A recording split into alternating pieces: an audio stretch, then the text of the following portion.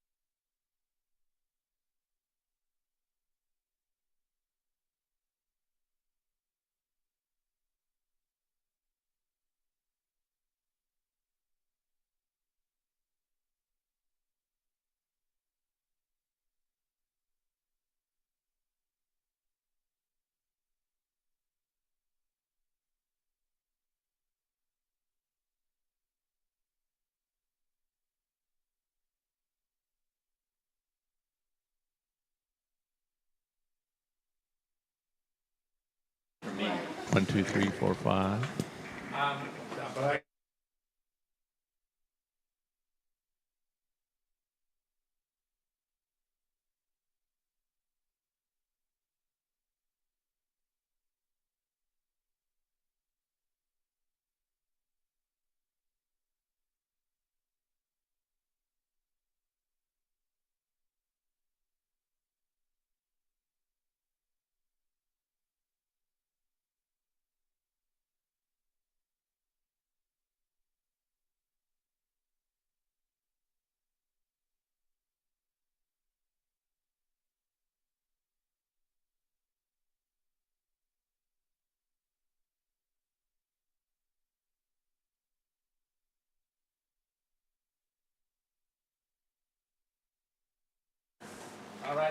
All right, good evening.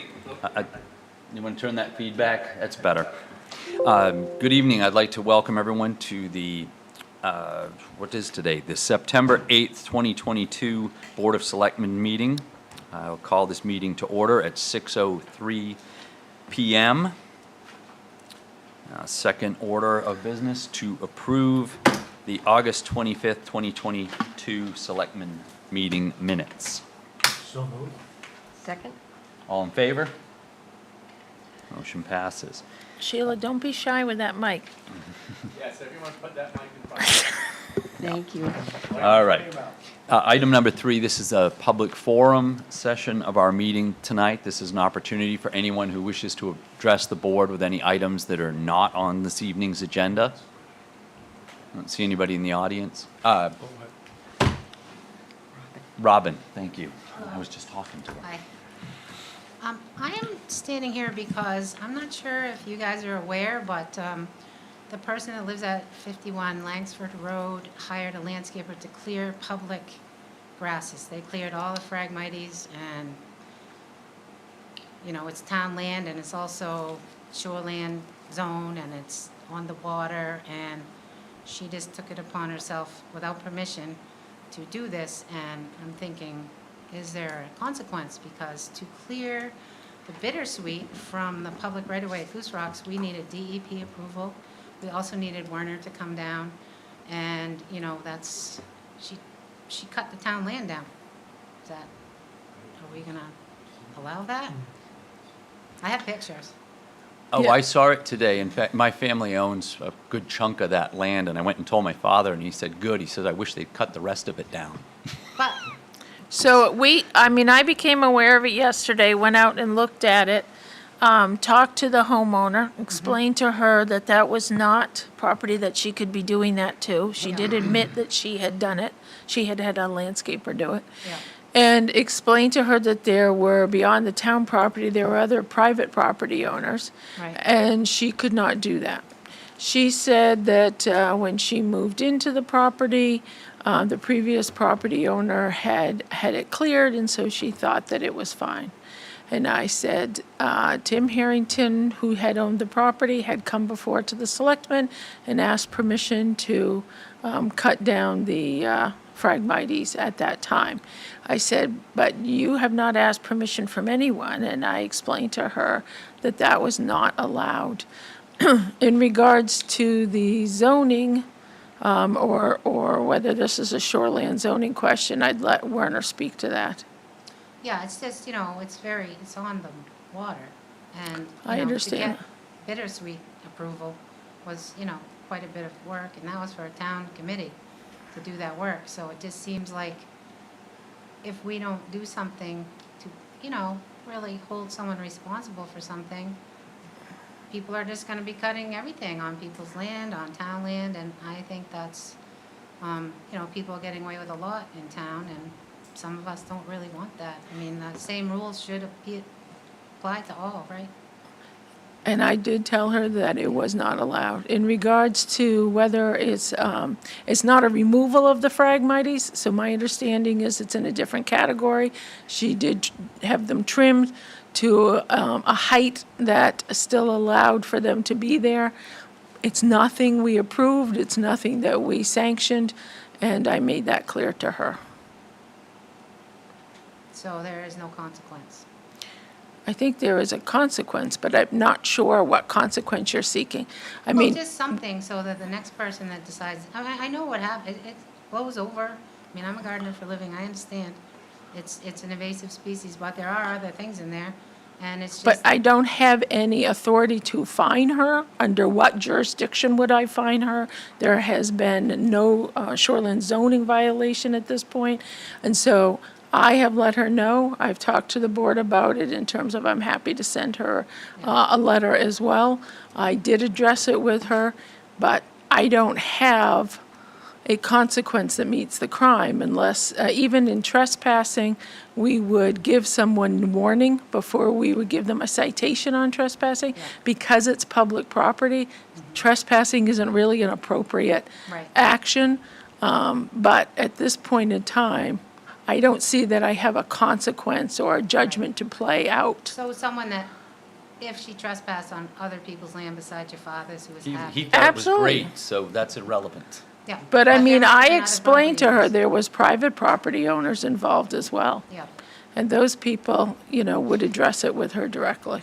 okay, thank you. She told me she was going to reach out to them. Do we have anybody online, David? We Michael? have 2 remote members, but nobody has their hand. All right, thank you. Okay, I see no other hands in the audience. Moving on, public hearing for a new, and I say new, liquor license submitted by HAMASA LLC, DBA 1802 House Bed and Breakfast. So since this is a new liquor license, I'm going to have a public hearing, so I would like to open the public hearing at this point. I will now take comments from the public. If anyone has anything they wish to say about this proposed liquor license, please step up to the podium. Anyone on the board have any comments? I believe they had a liquor license prior to, I believe they had a liquor license prior to the other owners. Yes, it's new owners, that's why Okay. it's considered new. Okay. Gotcha. All right. Thank you, Tracy, and thank you, Sheila. If there's no other comment, I'm going to close the public hearing, and I will now accept a motion. Motion to, for a new liquor license for a new liquor license for Hamasa LLC, DBA 1802 House Bed and Breakfast. Second. All those in favor? Motion passes. Thank you. Okay. Consider approving a renewal license, liquor license and special amusement license application submitted by Breakwater Inn and Spa. So since this is a renewal, we don't have to have a public hearing. So moved. Just for my education, Absolutely. is when it says the special amusement, is that different than what a normal liquor license Yes. would be? So it's something in addition to? Entertainment. Tracy, please? Yeah, thank you. Thank you, Tracy. When you have the expert, we'll mirror to her. It's to allow dancing and music, live music. Dancing. Amplified music. Amplified music. And Shakes your Puritan roots, doesn't But it? it does, horribly so. And card playing as well. Yeah, that's right. But is there, this was before, this is a renewal. This is. Correct. So we don't have to have a public hearing, but members of the public are always encouraged and welcome to speak. So I have a motion. Do I have a second? Second. All those in favor? All right, motion passes. Okay, Tracy, don't go anywhere. Item number 6, authorize the warrant for the November ballot. Yes, this is the warrant that we've been talking about for several months, and it has the 5 referendum questions for the ballot. So at this point, you have seen all of the paperwork and approved it, so it's just a matter of approving the warrant and signing it at the end of the meeting. I need a motion to put these on the ballot.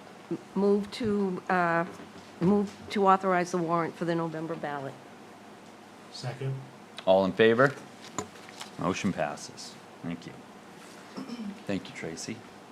Okay, don't go anywhere, yeah. Authorize the warrant for a special town meeting on You September. missed 7. Did I miss 7? I'm sorry. Certification of the referendum questions for November town meeting warrant. So this is just certifying the referendum questions and allowing me to post them for the public to view. Okay. And we need a motion So for moved. this. Second. All those in favor? Okay. Motion passes. Okay, so this is number 8. This is to authorize a warrant for a special town meeting to be held September 22nd, 2022. Would you like to speak to it, or would you like me to speak to this? You can go ahead if Okay. you feel comfortable. So this special town meeting will take place prior to our selectmen's meeting, and it is involving the restoration of Cape Porpoise Pier project, which we hope to take place this winter. And we have already received $2.1 million from the federal government, $500,000 from the state, and we have put in approximately $40,000 of our own money to completely rebuild Cape Porpoise Pier. But in order to make that happen, the last step in the process from the federal government is for the town to issue a mortgage back to the federal government. And when I say mortgage, what I mean is the true definition of a mortgage. It's simply a lien, meaning that when the federal government gives us the money to rebuild the pier, that they will hold a lien for 20 years on that property so that this board or future boards cannot dispose of that property, i.e. sell it or change its use. It's a protection so that the commercial and pleasure interests, because it's a dual grant in the sense that the new pier will have both dedicated pleasure use and commercial use, so that the money will remain, the property will remain in perpetuity for that designated use, or uses in this case. And the reason that we're having a special town meeting for this is that we hope to go out to bid for this project, because it needs to start in November or December at the latest. And this is the final process in that. And the reason that we're having the meeting is that if we put it on the warrant, it wouldn't happen until November. So no money is going to change hands, but I would encourage people who would like to ask questions about this to come to that special town meeting and approve this. So that's what we're going to do on the 22nd. Can I ask a question? Yes, at the microphone, please. Where can one see the plan? Because the lobstermen haven't seen a plan. That's not true. That is not true at all. We've had several meetings. I just talked to a couple that have never. Well, seen that's the because they didn't come to the meetings, and that's Well, the question not is, my fault. plan. Shouldn't there be one? Like There is, and Where is it? we will have it here. I'm sure it's in Warner's office. There's one home in my safe. So is it posted online somewhere? Because I looked. So we went through the planning board process, and the plans were part of that process. The final bid document isn't out, and so there's not a final plan that's gone to bid yet. Well, when I explored the planning board site, I saw where they had spoken of it and, discussed it, but there was no, like on most of them, they have the application, and there was nothing. So, like, I can't, as a person or anybody in town, look for that plan in the normal plan, because I looked pretty hard, and it's not in the planning board notes anywhere. No map, no site plan, no nothing. So I kind of feel like, Is it because it was no longer an active plan? Is that why, Werner? I don't know. Yeah, so generally speaking, we don't keep all of the plans on the website. So once it's gone through the planning board process, we tend to only have on the website the active, the current and the active plans that are there. But certainly it's available in the office if you want to come by and look at it. We have a paper filing, as we do with anything. Can I get it through the internet, because I work on that, so it's Sure. hard to Yeah. just, Yeah. We have a PDF versions Because a of lot of it. people would like to see that. Sure. Yeah. I'll have But to- I would like to make a correction here. We have had several meetings, Robin, and when the lobstermen say they haven't seen it, that's because they didn't come to the meetings, but they all full well knew there was a meeting. I mean, I've been a lobsterman for 30 years, and I know how we think and how we operate. There was a fair amount. I was impressed with the number, and we've had multiple meetings on this. But to your point, I think it's a good idea that we will have a set of plans, a hard copy here on the special town meeting, so anybody can see them. Because it's a great design, and it's going to really improve the flow and operation down in Cape Porpoise. Seems like there should be one in the pier manager's office. There is no peer manager. Well, We- The peer manager has had plans, and he Yeah. has had shared them. Yeah. But Yeah. those plans, as we go through the final design process, they're constantly changing. As those final elements of the building and the mechanicals, et cetera, get, redefined over time. So it is a living, breathing document until we go out to bid. But to be clear, the 22nd town meeting, is about approving the mortgage. It has nothing to do with input. There may be other appropriate times for input on the design of the plan. Well, This is a you are mechanism. correct in your assumption that, yes, it is only to approve the mortgage, but at this point, the plans are the plans. I mean, we've had, I don't know, 4 meetings on this, maybe 5, and plus, other input. So yeah, I mean, we're getting to go time here, so there's no more revisions of these things, other than perhaps the engineer, some, like Lori said, some final touches, but there's no, we're gonna make the pier 3 feet wider or 10 feet longer. Good. Just want to be sure we're Thank, clear on yes, the thank you for 22nd. that clarification. Okay, moving on to number 9, street opening permit for Labby Excavating Incorporated for South Main Did Street. we vote on We haven't 8? I voted. don't think we voted on 8. Oh, I'm sorry, No, we I do have to vote. Yes, do I have a motion for that? I move that we authorize the warrant for a special town meeting on September 22nd, which is our next selectmen's meeting. Yep. meeting. Second. All in favor? Okay, we'll see everybody here on the 22nd. Okay, now we'll move on to number 9, opening a street permit by Labby Excavating for South Main Street. Warner, did you wish to speak to that? Or- No. Nope. Chris is not here. Oh, so- Chris is not here.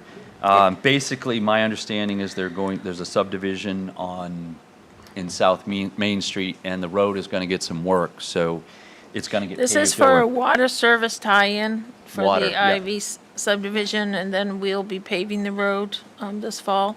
Yeah. So this is a good time, actually, for the excavation to occur. I Do I have a motion? so moved. Second. All in favor? Yep, there you go. Okay. Number 10, discussion of correspondence with Kennebunkport Housing, or Heritage Housing Trust regarding affordable housing goals and potential zoning amendments. Good evening, Pat. It's nice Well, to good see you evening. here. It's nice to see everyone. I have a memory of this same picture. And it's fading. No, but it's not true. At the time of the town meeting, I was really amazed, taken back, and very pleased when you nominated me for the Spirit of America Award, which, is the work we're doing with the Housing Trust. I didn't properly thank you at that time, but, it is something near and dear to my heart, but also, I think, for the benefit of the town. So Shall I check wrote my some- mailbox, Pat? Pardon? Shall I check my mailbox for your thank you? Well, it's right there in front of It's you. on the way. It's Oh, okay. item 10 in your binder, I think. Anyway, so the point is, I wanted to take the opportunity to let you know, we have really reached a point now where we've got so many things we've learned putting together Heritage Woods. We've got things we want to do differently, certainly. But there's one thing that stands out, and the problem that we're faced with is that, to be successful and to have the affordable housing, we need to develop affordable housing for Kennebunkport so we can achieve this goal. And the way we do this is looking everywhere for money. One of the things that we've been wrestling with is how to put a base underneath housing, affordable housing for the town. And the land use ordinance is one way to ensure affordable homes are being built. Kennebunkport's current zoning language incentivizes affordable housing through a percentage of growth permits being reserved for affordable housing. But that incentive is not enough in itself to result in any private sector undertaking affordable housing. And that brings it back to us. So we believe that a greater incentive is needed if we're going to begin to resolve the problems that the lack of affordable homes creates. So we're proposing new language to you for your consideration that would be something we could bring up to the town at a town meeting and ask for their support to change the ordinance. It's not something new. I mean, we're not pulling something out of the hat. I have our executive director here.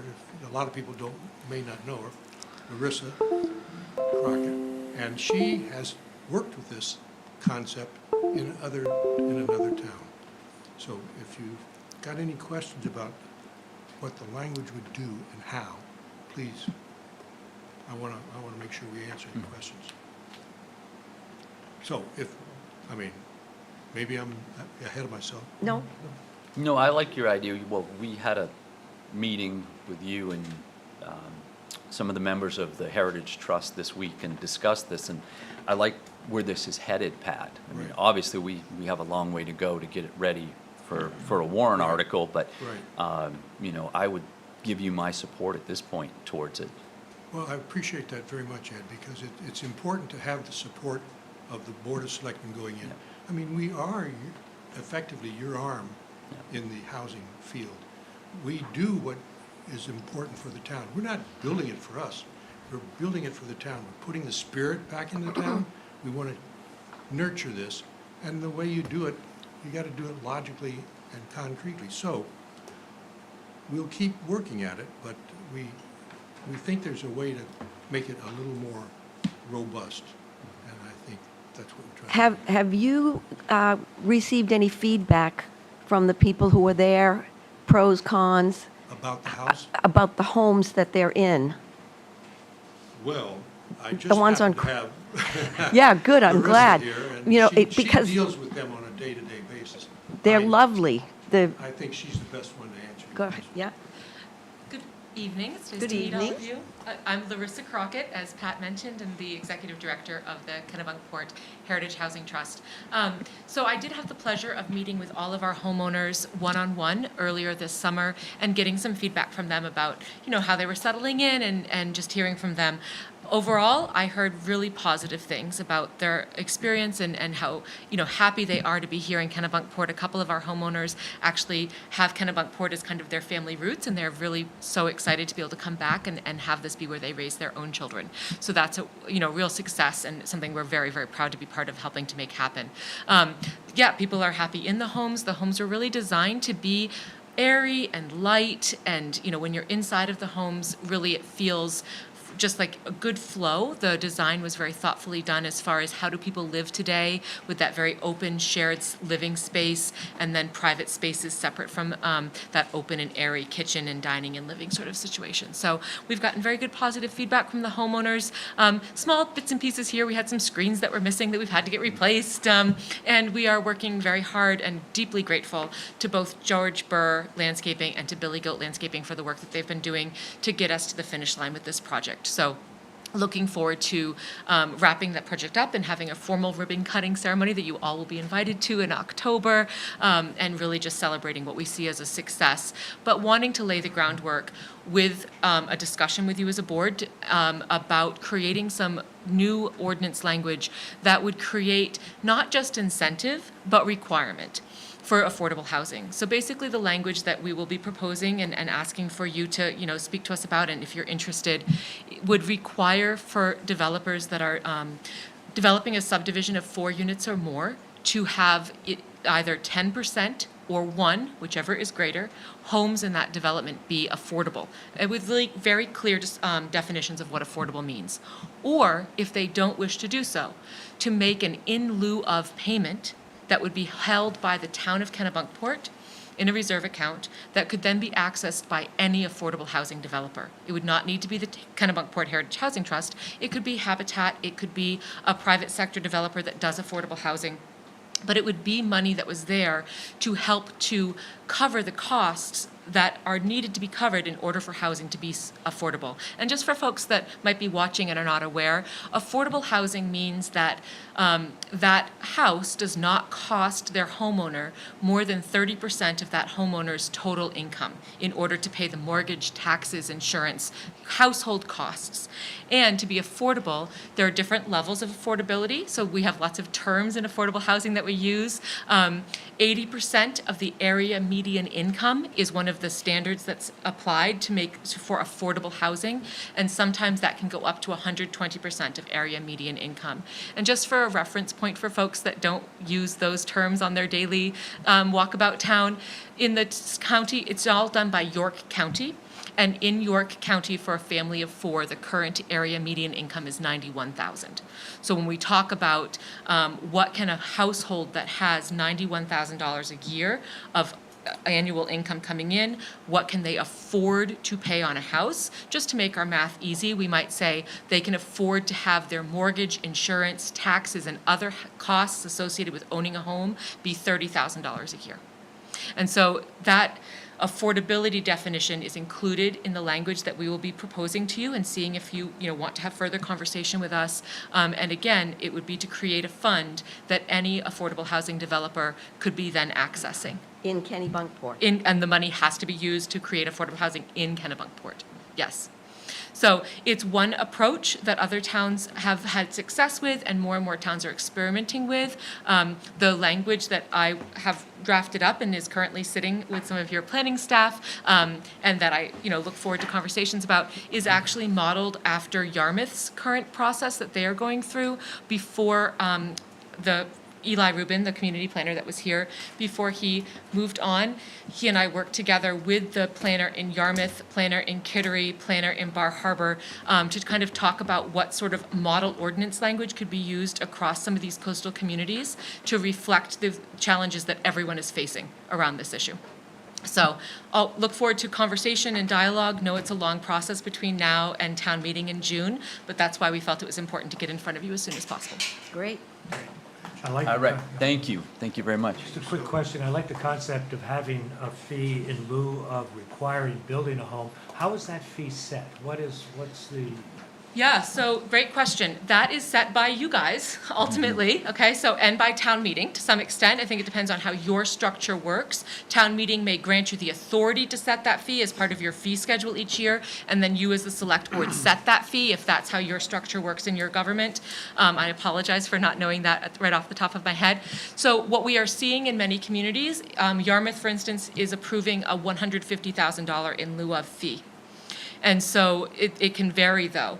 So in this example, let's use 100,000, just again to make math easy.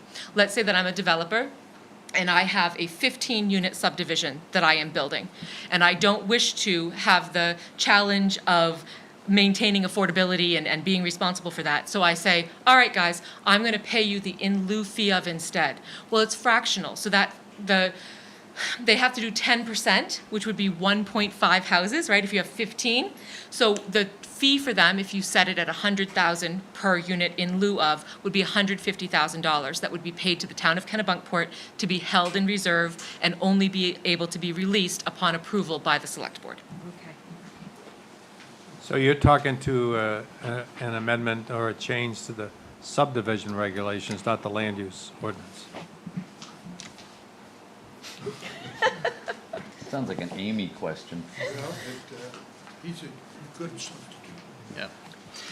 So Mike, you're not wrong in that sense that, if it's something that would also need to be mirrored within the subdivision regulations.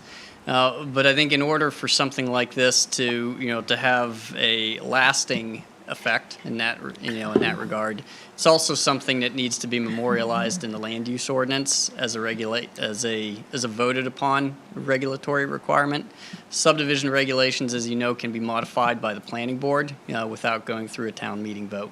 So if it's something that the community wants to have that is codified within the town ordinance, it is something that should be memorialized in the land use ordinance as well as also mirrored in the subregs. So how does that work? We're talking developer. So that's the language in here is developer. So how does that work with the land use ordinance when you're talking about somebody who's going to come in and build a house? Yeah. Be a separate performance standard criteria that we'd have to create, but it's not a house, process-wise, this is something that would be handled at the planning board stage, whenever the project is initially being proposed, and not dealing with individual lot development afterwards. But Okay. you would want to set all of that in place at the time you're going through planning board process. All right? Thanks. Any other questions from the board? No. Well, I want to thank you very much for the opportunity to speak to you about this concept. Anytime you run a business, you're trying to figure out how to make it work right. Well, this is one of the things that I think we can benefit from. We'll be back in front of you. We want you to keep in mind that it's been a long road to get us here. We had planned to have a ribbon cutting a year ago, and for reasons we all know, COVID, prices of lumber, you name it, we couldn't get there till now. So we are getting there So I'm going to invite you now, when we have it, to come and see it. So thank you very much for the opportunity to speak to you. If you have any more questions, let us know. Thank you. Thank you, Pat. Thanks, Nice to Pat. see you again. Nice to see you all. All right, well, number 11, presentation by Warner Gilliam regarding form-based code zoning. Good evening, Warner. Good evening. So we have, we have a little bit of a PowerPoint as well to go along, with the discussion. And so what I'd like to do is just talk with you all a little bit about, the idea of some form-based code, or also known as a form-based design. And so for the first image that you're looking there at the screen, I thought this was an important one to see. And so if you look at it, I hope you recognize what you're looking at is that you're looking at a portion of the village area. So you're looking at School Street, you're looking at Elm, you're looking at Main. And the reason why I'm pointing that image out is because it's important to know that under today's zoning requirements, this type of development, this pattern of development that you see here can't be replicated under current zoning. And so what we know and what we hear from folks, especially when we went through the visioning session with the village parcel, is that these were really some of the areas that people love, right? They like these they like the walkable areas. They like the coziness of a neighborhood, the architecture, the streetscape. These are the things that, that folks really identify with and love. And again, it's important to know that current zoning, in the way that we have it written, wouldn't allow us to necessarily develop the village parcel or any other piece of property in town in that fashion. So, next slide, please. Warner, can you just move that mic up a little? Yep. So one of the tools that we're considering and looking at is this idea of a form-based code. And so this is a tool that's used in many communities, throughout the United States. And what it does, and you'll hear different terms, that are used associated with it. New urbanism is one, village-style development, things of that nature. And really what it does is it places a much bigger emphasis on the arrangement and the form of the built landscape. Quite frankly, what we do with a form-based code is we take an image of a neighborhood and we work to create a written description of how to replicate that. And again, in our traditional zoning that communities have had in place, for Kennebunkport has been since the early 70s. Many other communities, it really started to come about in the 50s. Doesn't necessarily allow for that type of development. Next slide, please. And so what this form-based code is an alternative to conventional zoning. And again, we regulate the form. See, these are the building types, the building styles. These are, what we wind up with in ordinance is a lot of imagery, pictures, dimensional requirements, things like floor area ratios are talked about. Talks about the scale of buildings and how they relate to each other. But we use pictures, the diagrams, simple language to describe what it is that we want the development in the building to look like. And again, this is drawn primarily from visioning sessions and listening sessions from the community, where we ask folks what they want their future development or community to look like. Next slide, please. So we get the question, so what about current zoning? Why can't we do that? And so our current zoning is very typical of a lot of different communities. It's what we, in the planning world, we call a single-use zoning, or Euclidean zoning, if you really want to, geek out and look it up. But it's the dominant system of zoning, in North America. So oftentimes, you look at different countries. specifically folks will, who've ever traveled to Europe, will see that village pattern of development and then come back home and look at the development that we've had over the past 50, 60 years and see very significant differences in terms of, how communities have been developed. But Euclidean zoning and single-use zoning was really developed to try to separate uses. And so that's why you wound up with zones that were single families zoning over here, or residential zoning in one location, industrial location over here, commercial over here. It was in an attempt to separate, types of ill effects that would affect residential development. And a lot of that was for good cause. You did not necessarily want to have a residential subdivision that directly abutted an industrial site, or something of that nature. But what we've seen over the years is that, segregating, these types of uses has led to the type of development that I think we're all familiar with, and that's your typical subdivision that you see. Of single-family home lots, large lot sizes, things of that nature. But what we know is that it's through a lot of this type of zoning, it doesn't allow us to create these, smaller, more compact, walkable neighborhoods. And what we also know is that there are a lot of uses, that are compatible with each other. We see a lot of mixed uses within these within walkable communities that are perfectly fine coexisting in next to each other. Next slide, please. So form-based code, generally what it has is it has 5 different elements to it. What you would see is you'd see a map of the area, that would be regulated by that code or that design standard. You would have elements of a public standard, so these are designs for what the road would look like, the streetscape, sidewalks, travel lanes, things like that. Your building standards, would talk more about how that building relates to that public realm. And so typically, instead of seeing maybe a setback from that right-of-way, they use terms like a build-to line. And so in order to get that front porch streetscape, you have a requirement instead that the building be held to a particular line as opposed to being set back at least from that. And so that's how you create those types of streetscapes. And because this is typically a different process, there would be a different administrative section, with a clearly defined application and review process, as well as definitions to go along with it.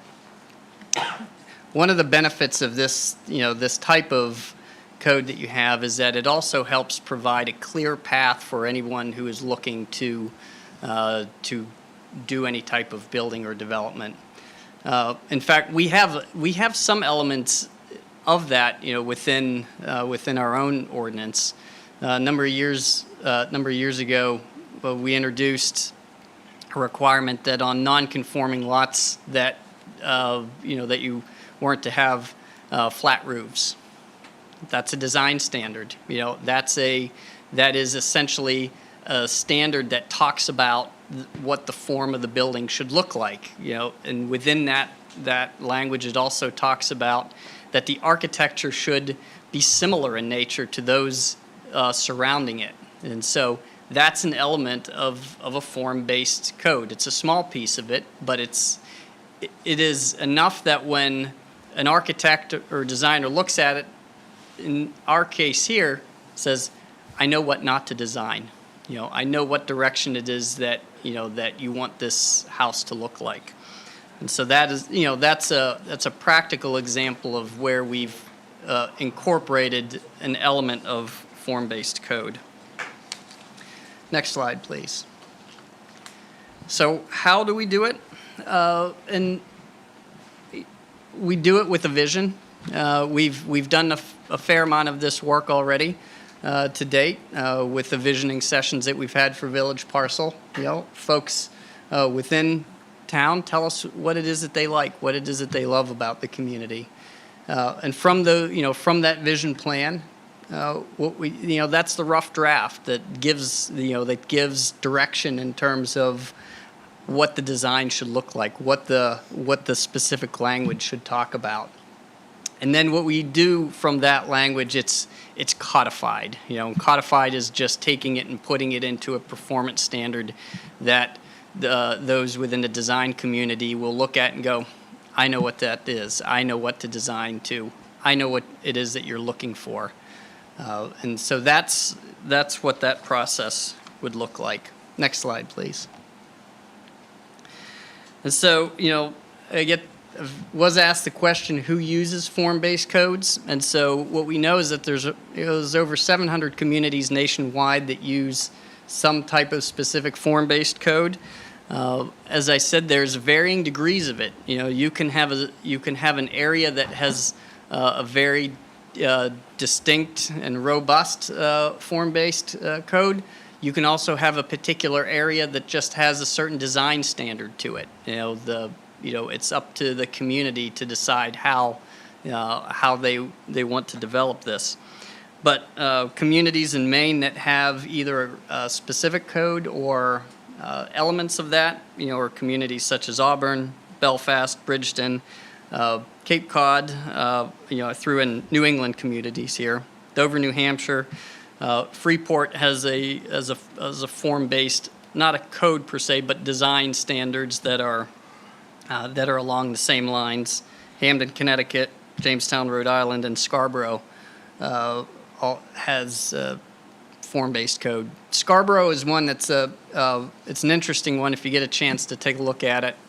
It's the Higgins Beach form-based code, and essentially has a codified description of what redevelopment looks like at Higgins Beach, and so that it keeps a certain design element at the beach there. So that's a good one to look at. So and then next slide, please. So for anybody who's interested, I've also just provided a number of different resource websites that are available within the slideshow that I'm happy to provide those links or a copy of this presentation if folks want that. So I think at this point, we're just looking for some direction in terms of if this is how we want to proceed with thinking about village parcel as a planning tool, if that's something that we want to work on and to move forward with that. Warner, is it your idea that this would be town-wide, this form base, or are you thinking specifically of the village parcel for this? My thought was specifically the village parcel, for this. As opposed to contract zoning? That's correct, yeah. Okay. Yeah, I think it's a great idea of having gone to the visioning workshops, especially, it seems as though we had a few of them, but I'm trying to remember which one, but there was one, we started at Consolidated, we came here, and then they showed us some of the plans for what, the conceptual of what the architecture would look like and how the houses would be arranged. And I remember thinking that, wow, that really looks good and doesn't look like your typical subdivision. It really looks like a village, is obviously the village parcel. So I think this is a great step forward to work through this this process. Okay. Yeah. Great. Thank I you. like the idea. Yeah, I do too. And if you look at Scarborough, Yeah. you're talking about Scarborough Downs. Yep. That area, I think they've done a magnificent job. Remember your mic. I think I know, I just have that habit. I think they've done a magnificent job of accommodating various style housing for various income levels and so forth. I think it's a good way to go. I do. Yeah. Would this be something that might allow some, maybe call it light commerce to be integrated? Maybe a coffee shop or a restaurant that someone lives above, where it's a unit that they own the whole building, but Yeah. kind of a family owned, but can it would Yeah, incorporate things like that? It's very typically used for mixed-use applications. In fact, where you would really see the more robust versions of form-based code being used are in downtown areas. That's where you integrate the mixed uses, where you have exactly what you're talking about. Where you have something like a coffee shop on the first floor and some residential use on the second floor, type thing. So it's a very common application for it. And and where it's the town that's creating this for town property, you all and the voters are in the driver's seat in terms of deciding how that property should be developed and what it should look like. But it's also that step in terms of giving direction to, if we're looking to partner with folks to do work there on the village parcel, it's really helpful to have direction, because otherwise, folks don't know what to react to. Yep. Well, I would say keep on keeping on with this, and So Werner, would you just talk about what then your next steps would be? Sure. So next steps for this would be to work towards developing an RFP. So I've done some work, with a draft RFP for some planning services for this. This is not something that I would craft on my own, but we would put this out as a professional service request through an RFP process. And which would include a public process as well. So that would be our next step. I understand we've hired a new planner, and I assume she will be involved in this? She will be involved with that, yes. Good. Any other questions from the board? I don't, no. Okay, great. All right, great. Thank you very much. That was very informative, Warner. Okay, moving on to more business. Item number 12. Actually, consider lease purchase of ladder truck. Jay?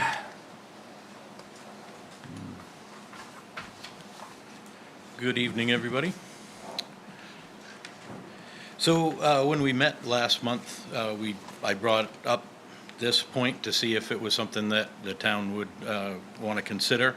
I was given some marching orders of what we needed to do, and which would be, speccing the truck out exactly what it would be, get a final price, and all that. I'm happy to tell you that we did that. I'm happier to tell you that while I don't have it in front of you, I was able to even bring the price down farther in between last Friday and today for the truck. So up on the TV screen, you can see that the top cost for the truck is just under 1.5. If we prepay 100%, we would get $58,846 off there.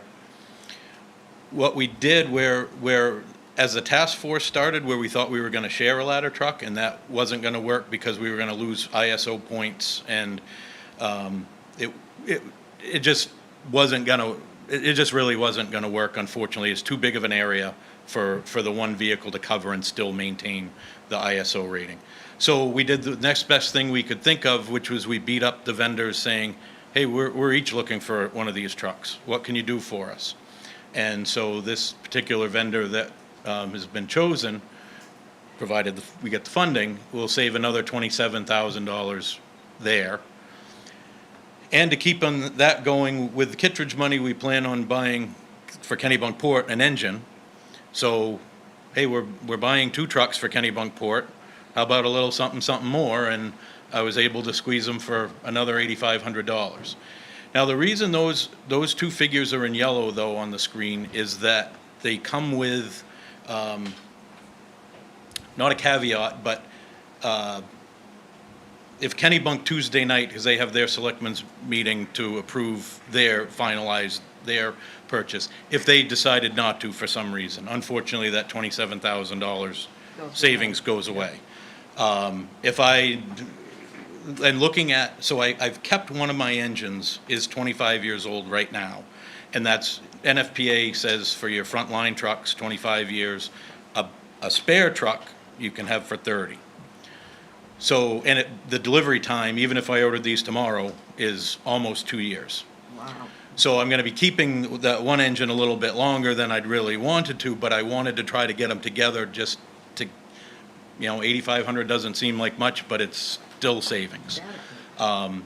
So, and then when you look at the ladder truck being 25 years old, that'll be when it comes in. Because it's a 99, so it's 23 years old right now. And a side note, we're starting to have a transmission issue with it that the mechanic has been working on today. But then if you look, so the final costs, if we get those deductions, is just under $1.4 million. We have 913 and change in my apparatus account that in the budget, we've been putting money in annually for these purchases. So that would mean instead of financing 550, like I talked about in last Friday's memo, it could be as low as, I put 487 to the banks, and I gave, there's each a copy of you, a up-to-date of what the banks will do. Their interest rates stayed the same. Their prices overall went down by $14,000 annually because of the $60,000 lower amount. It's still, Androscoggin is $120 less annually than Gorham. That's a pick 'em to me. I don't know if there's a bank that the town prefers to work with. I did not put it back out to the company that the truck manufacturer uses, and that was only because they were $3,200 more than the other ones anyway, annually. Their rate was a little bit higher. Theirs was just under 4. So there are a couple things, some assumptions made on this as we look down the right-hand side of it, where if Kennebunk doesn't authorize their truck, then the 27,000 goes away. If I needed to purchase this engine sooner, which I wouldn't plan to, I'd try to do them both together. But after September 15th, there's a price increase that will increase the price of this truck by $50,000. It was a percentage, which it was going to be 59 and change, but the company this week came out and said, no, we're going to make it just a $50,000 increase. So that's not, and obviously nothing's going down. And if we look back through, this is the Sutphen company, the manufacturer. They've had 4 price increases since August of 21. A couple of them were double digits. Other manufacturers have done the same over this past year. I don't see it being, maybe they're not as hefty going forward, but I think they're going to be where it used to be. You added 3% a year. If you were planning a truck 5 years from now, 3% a year for those 5 years, and you were right in that ballpark. Now you really can't, and we're playing catch up where the 900 I have, we're never going to get there, unfortunately, because as we go through this, if we don't do it now, there's obviously a lot more savings, and one of those being we're not going to have a year worth of price increases. So in April of 21, Rochester, New Hampshire bought a truck for $1.28 million. To buy that truck today, it's $1.52 million. So it basically went up $238,000 in 15 months while they built it. So the best thing about, if we can jump on this now, is we're done with price increases. This is the price, and we can move forward. If not, if we deferred, you're looking at this truck being 1.5 now. We're probably looking, even if we did conservatively $200,000 in the next year, now we're looking at a truck that's 1.7, and I still have 900,000 and need to make up the difference. So really, that was the reason for bringing it forward, is a way we could possibly do this sooner and make it a little less painful. And one of the best things is the 175 that has been going into my account annually for the last 2 years. I've brought it up every year I've been the chief except for last year, to try to catch up. That will cover the $107,000 if we go with the lease purchase for one of these banks annually, and I will manage to put $330,000 into that truck account at the end of this 5-year lease. And so that number can stay flat in my budget, because I'm accomplishing what I need to accomplish. We're fixing the ladder truck goal, and we're still moving forward for future purchases. So that's where we're at there. Again, there's a fair amount where if it was postponed, I'd probably be looking at asking you for $900,000 in my capital next year. Thinking that it's gonna be somewhere around 175. Well, if it's going to go up by 50,000 by September 15th, Yeah. even if we lost the 27, we're still ahead of the game. Yes, we really are. And I don't want to jinx anything, but I don't believe that Kennebunk is not going to go through with it, because they Right. bonded their money, so they have it. Yeah. And again, the way everything's going up in price, the longer they hold on to it and don't buy something, the less it's worth in the long run.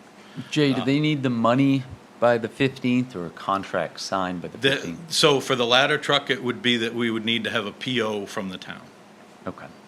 And then there's enough time to then get the lease drawn up, and there's a few things I know that Lori would want probably the town attorney to look at. Actually, the banks do require that there's a town attorney write-off. I called the banks today and I spoke with, the only one that actually called me back was the gentleman from Gorham Savings Bank. Yeah. And we discussed that. Yeah, it sounds all boilerplate to Yep. me. And it would have a non-appropriation clause in it as well. But again, if, I'm thinking it's a bonus in this financial atmosphere over the next 5 years to be able to say, I will keep that number flat. Unless we had a catastrophic failure, but I don't see that I don't see happening that. either. I have a question, Jay. Sure, We make 5 annual payments? yes. So what if we paid monthly? It seems to me that would reduce the interest charges over the life of the loan. I didn't look into that only because most all the lease purchases I've ever talked to anybody about were always one annual payment. But we're going to a bank. Yeah, So if we can go to a bank and pay monthly, which I'm assuming, Lori, that we can do, would that reduce our interest charges substantially? I don't know. It usually depends on whether you're paying, as they say, in advance or not. In this case, because we're using all the capital reserve funds we have available to buy down the cost, we'd be paying retroactively, so we don't have any money in this fiscal year. We'd have to wait till next fiscal year to make our payment. And so usually if you pay up front, that will reduce it the most, but we can ask the banks to run it both ways. I just think, that we're paying a lot of money. Yep. And if we have a chance to reduce the amount of interest that we pay over time, if we can pay It doesn't monthly hurt to payments- ask them. Yeah, okay. And I did, by bringing down to the 487, it did reduce the finance charges from 59,000 for the life of it to 52 and change. Well, here I have 92,720 for the finance charges. No, This, I didn't read this entirely because this was updated on my desk when I got here tonight. Yep. But, okay. On the 70 five- oh, you on know the what? That's 5-year. the longer term. Yes, Yeah, yeah. I gotcha. Yeah, 72,000. We could always, Mike, just throw that money into the budget for next year and take one big hit and pay it off. I just I'm looking for ways. Yeah. and Yeah. we're I paying don't think it. you're wrong. I'm That- just that saying we could certainly also- would- Yeah. Because there's no, Whichever. like most, even though it's a lease purchase, most, there's no Yeah. penalty for paying it Yeah, off early, right, so right, right. that certainly is another Yeah. option. Again, I was Just looking. think about it anyway, see Yeah, if we good can find thought. something out, yeah. I mean, we are under the gun a little bit to not have it go go to the 15th. We would need to have a Oh, I'm not purchase. saying don't do it, I'm Okay. just saying, you Yeah. know. Yep. Do we- John, do you have any comments? Sheila? Did mine. Okay. My only concern, well, I had a couple of concerns. My first concern was, do we need a new truck? And I've been asking around town, and I talked to the mechanic today, and apparently, he, as you said, he had just been under the truck, and I know Ricky pretty well, and he does a little moonlighting for some of the fishermen, Yeah. and I know that he's a qualified mechanic. He's helped me out a few times, and I respect his opinions, and you know, he Yep. pretty much said that that truck's seen its days, and Yeah, well. you know, it's no longer optional, it needs to be replaced, and he explained to me what you had said about the, you know, when we talked about service life, I didn't understand that there was a rating to that, and that there were Yeah. consequences when you go over that. Yeah, and some of it too is when you look around at town, like, not to pick on buildings, but the Nonantum, the Colony, places like Yeah. that. This ladder I have now is a 75-foot ladder. I can make it to the roof barely at the Colony as long as I can get the truck right up against the wall. This is 100-foot, so when the cars are parked there, I still should be able to get to the, Let's get to hope the you roof. don't have to. Exactly, Yeah. I'm right with you there, but. Yeah. And my other concern, you know, being having a non-appropriation clause, so that's why I had spoken to the bank today, because apparently this is a very boilerplate thing, but they said that there was a non-appropriation clause, but they didn't explain what the actual terms were. Basically, you know this, is that if we don't pay, they take the truck. So if we're making Yeah. $90,000 to $100,000 a year payments, that's penny wise and tons foolish not to make those payments and give up a $1.4 Right. million truck. And that's why, for me, thinking this was a win-win in that Yeah. money can stay flat. Yeah. And so, and especially with prices increasing of everything else, you know, that's why I brought it, because we, at the 175, I could go up to 350,000 next year and Yeah. still not be there where we need to be. And this was just what I figured out, or an alternative to propose. Right. And lastly, I do have reservations that, or at least for people who are watching this and see this in posterity, I don't take this lightly, because this is something that in my 10 years on the board, we've never done. You know, we have never, I don't want to, I shouldn't use the word circumvented, because we aren't. But normally, and I'm speaking to the board as well, that the taxpayer gets to have their say, whether it be a bond or it be budget or special town meeting, when we appropriate money. Exactly. And we are taking them back a little bit. They will have their say in June to carry on with this. But given all that's gone on, and given that your truck is on its last leg, I am going to support this. Perfect, thank you. And, you know, if people don't like it, they know where I live. Believe me, they've already come and complained to me. Not about this, but, but that's life in a totally small understand. town. I mean, this isn't, you know, 20 years ago, you know, a $400,000 ladder truck was crazy money. Yeah, yeah, And before too long, there are going to be departments out there buying a $2 million ladder truck. yeah. Yeah, well, as I explained to the gentleman today, he was talking about the Kittredge Fund. I said, you know, all the money we have in the Kittredge Fund to buy this truck would have bought every truck that was in town when that fund was, First. you know, the inception Yeah. of that fund. It would have purchased them all. So, and the good news there is what the Kittredge has, and when we replace the engine with this ladder, should this go forward, we're still gonna have almost $300,000 left in the money available in Kittredge to purchase vehicles. So we're not bringing it down to zero and starting again like has what happened in the past. So that's kind of a silver lining of the whole thing. I was hoping we could buy this ladder truck out of Kittredge, to tell you the truth, but it just wasn't gonna happen. I make a motion, we proceed with the proposal. Lease purchase. All right, So first, we need a motion to purchase the fire truck. I make a motion, we purchase the fire truck. And then you would authorize the Do I have town a second? manager Second. to sign documentation. Sorry? as a second or as part of As the? part of that, you need to Okay. authorize the town manager to sign documentation. So we can put a PO. I heard Mike, he said he authorized us to purchase The the truck. truck and for the town manager to sign the appropriate documentation. Exactly. Yes. And do I hear a second? Second. All those in favor? Motion passes. Good job. Thank you very much, I Yes, appreciate it. Very good And now job. we need to go, and seeing as these two are almost identical, I am kind of curious why the Gorham is a couple of dollars more when the interest rates are the same. They must have a different fee. I did feel better about the fact that I called both banks and only Gorham Savings Bank called me back.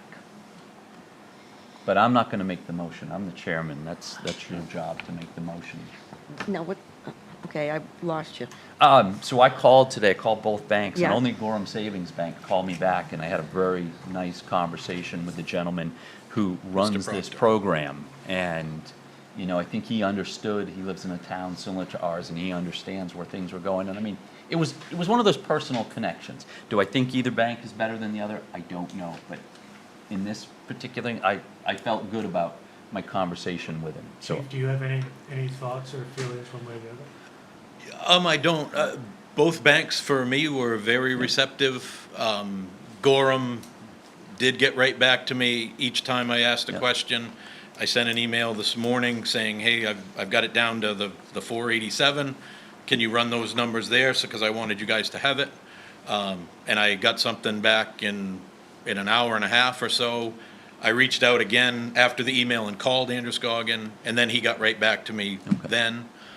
So, again, it's $120 a year on the annual payment, $10 a month.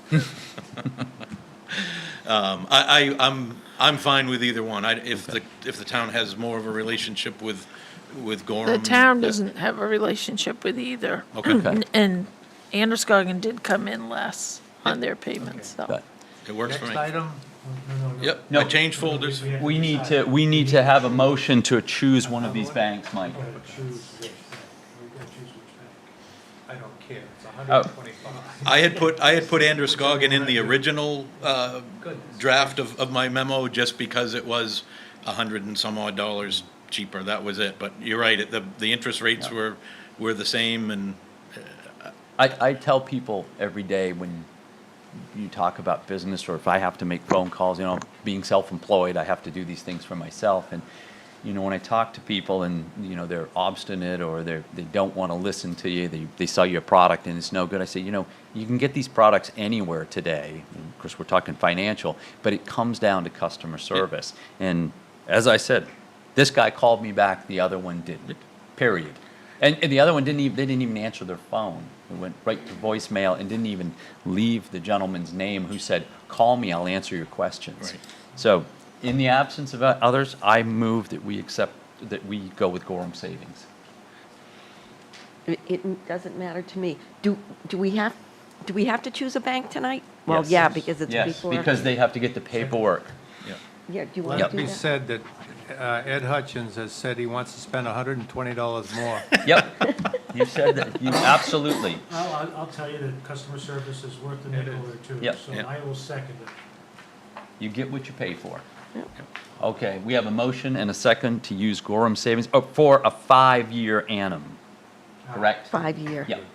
Okay, so we have a motion, a second. All those in favor? Jay, thank you very much. That was, Yep, you did a thanks. terrific job, and don't go anywhere, because we have no, to I spend got the some more next money. one, but I wanted to ask Dave if he would just put up the last slide there. Just so, I figured you wouldn't want to give me a bunch of money without seeing what it might look like. Well, we Can sort of airbrush that knew. over to City of Kennebunkport? Yeah, it could say, yeah, but it's a very similar truck, and this was the one I used as the example that was $238,000 more after 15 months while it was being built. Wow. You gonna take us for a ride in it? Absolutely. Cool. We're gonna do plenty of driver training. Excellent. So, Excellent. cool. I just wanted you to see that. Great. Thank you, Jay. All right, so on to more pressing business at this moment. Item number 13 is to award the bid for replacing of heating system at the village fire station. Would you like Yeah. to speak to So that? in July, someone came to me and said, hey, I don't know if you don't realize this, but there's no hot water. Because of course, the boiler, we don't need it for the heat. It was plenty warm this summer. And so I had a company come in, I had Garrett Pillsbury come in to look at it. They thought it was a problem with the burners in the gas the boiler. And when they came back with the parts, a couple weeks later, yeah, it was actually leaking inside. That's what was causing the damage. You can see a spot, which I never realized, it was overfiring in one spot, so it weakened the firebox. And so they said, you're really, he goes, they can replace all this stuff, but you're not gonna be happy for very long. So I had them give me a price. I reached out to Branch Brook, and I also reached out to Atlantic Comfort Systems. The Pillsbury company, they just gave us what it would be to replace the boiler, one for one, nothing fancy. Both Atlantic and Branch Brook gave us 3 options apiece, and both of them had an option that I was very intrigued with based on that, you know, in an emergency, I know this building's not designated as an emergency shelter, but it could be, and doing a redundant system on the heating system, which is, they're basically 2 wall-hung gas boilers that are on a rack inside there in the boiler room. So, you know, kind of what are the chances that both of them not fire, or work on a, you know, New Year's Eve or something like that.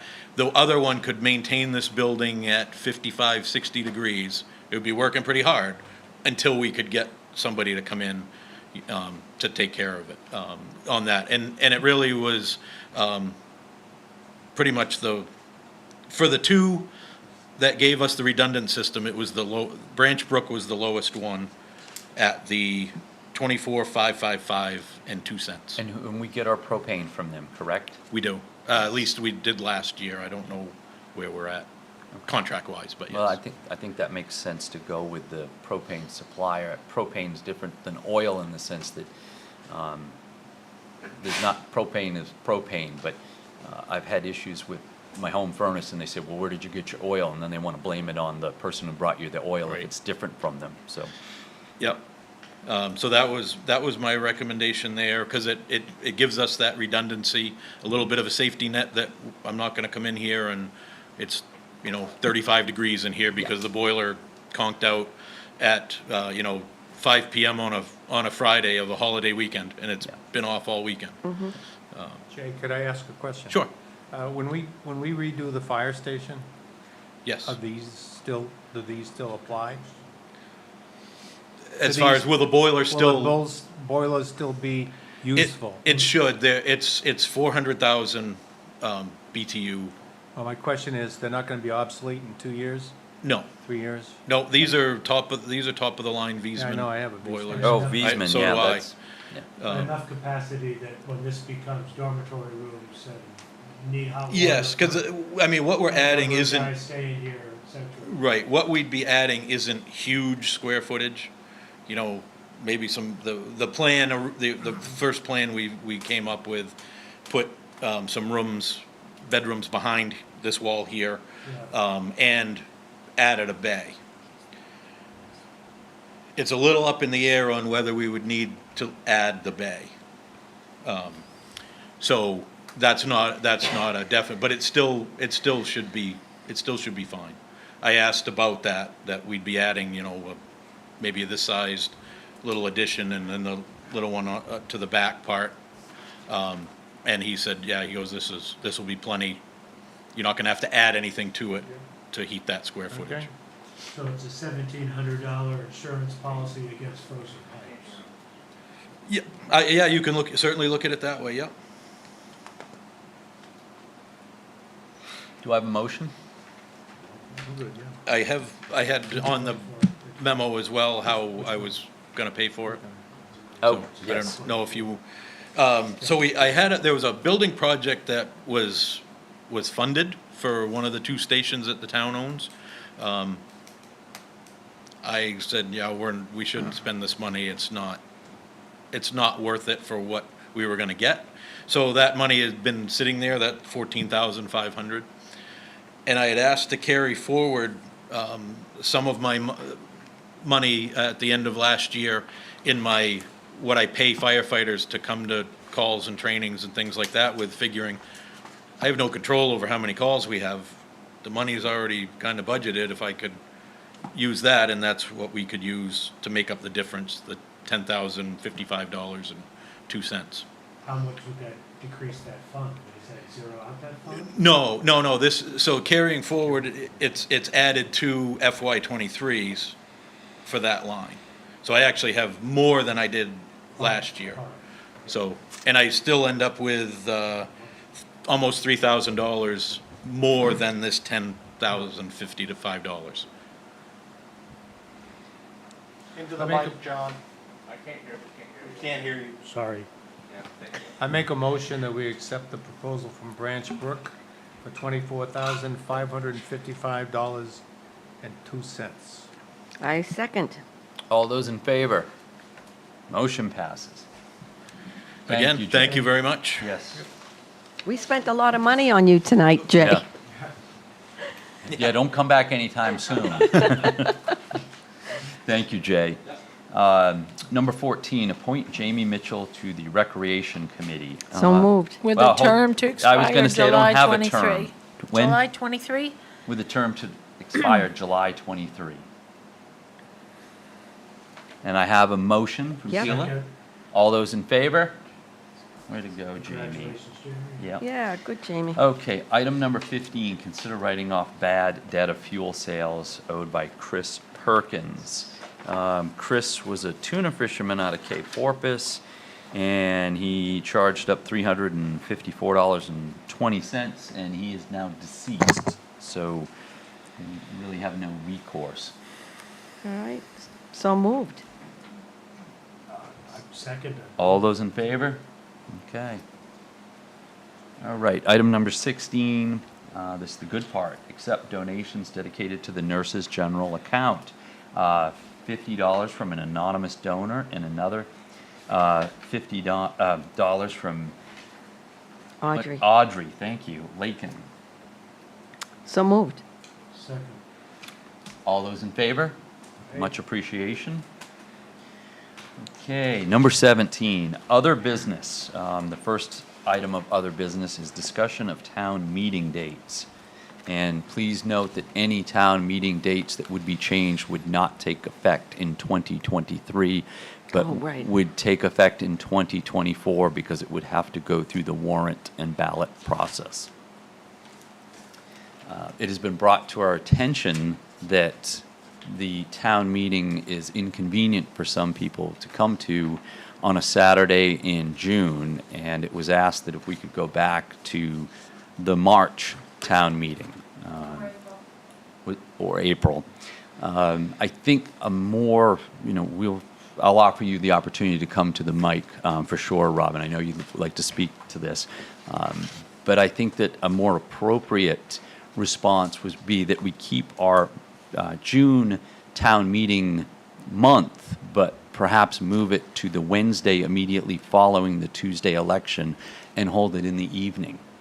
Because the way that our municipal process works through our budget, both for local, county, and the school budget, they're all finalized in June.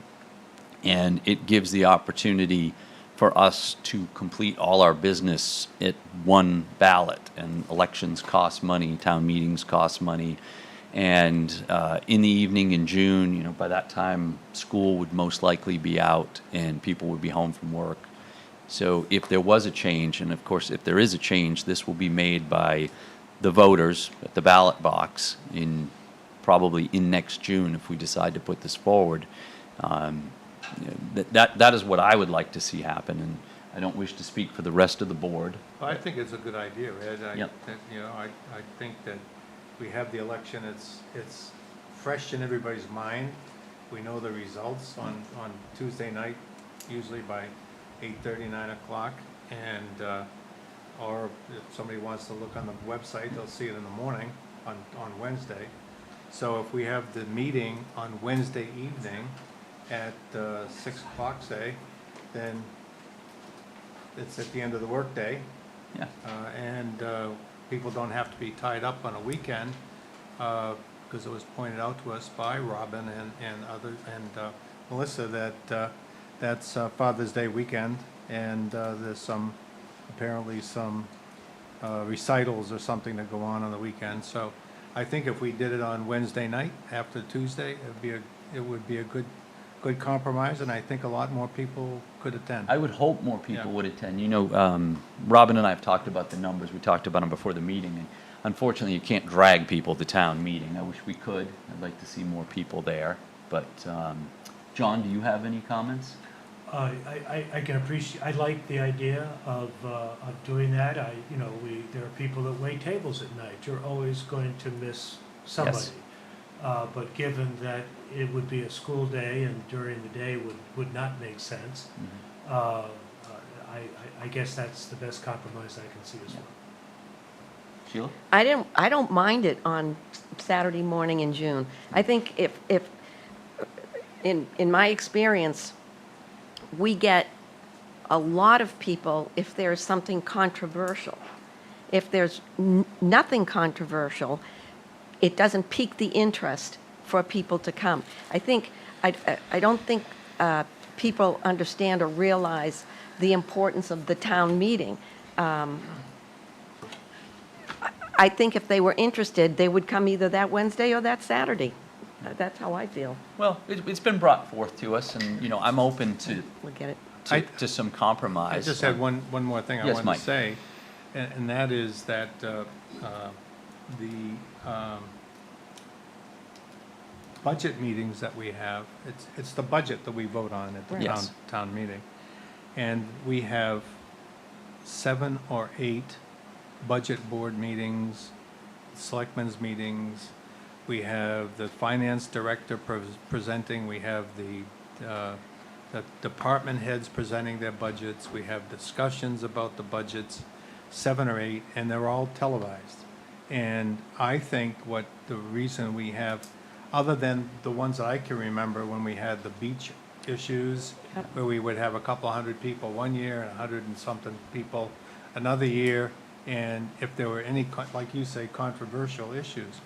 But I think that the reason that we don't have a lot of attendance on Saturday morning for our town meeting is because we do a darn good job of presenting the budgets. Yep. And and it's very transparent. It's on the website, it's on TV.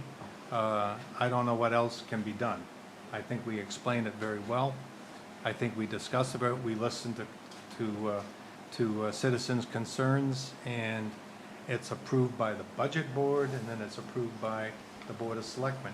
And almost every single line item, I'm not going to say every single item, but almost every single line item is approved unanimously by the board, by the budget board, and unanimously by the Board of Selectmen.